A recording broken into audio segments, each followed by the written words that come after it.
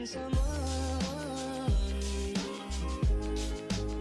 you're new to my channel's name is Walking on Purpose. We are currently on season 1, episode 3 on our series about toxic people. I hope you enjoyed episode 1 and episode 2. If you have not watched them yet, please do, so you can be in line with all of us and understand where this information comes from, because it all comes along from previous episodes. So please like, share, comment, hit the notification bell so you can receive when I post my videos.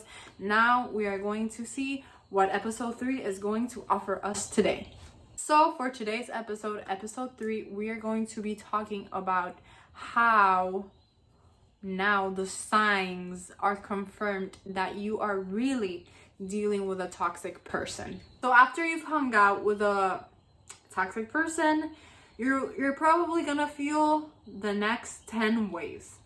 I'm gonna start off with the first one. You're gonna probably feel very exhausted, emotionally, mentally, and physically, because what affects you mentally will affect you physically. What affects you physically will affect you emotionally. They will not only make you feel these ways, but they will also act these ways. So the second one is that when you're happy, they will try to tap you out of your happy zone.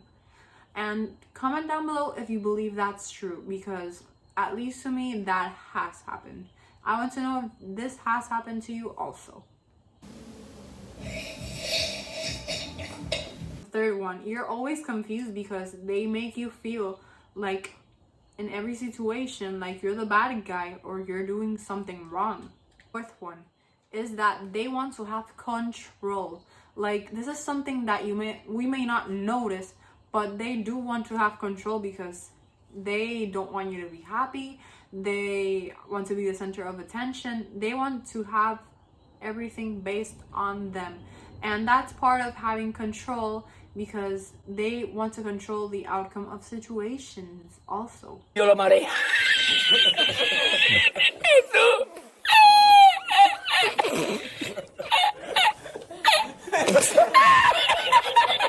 The fifth one, this is so true. Like, there can be a small situation, but out of a small situation they create a big drama that came from just a small situation that could be fixed in a matter of seconds.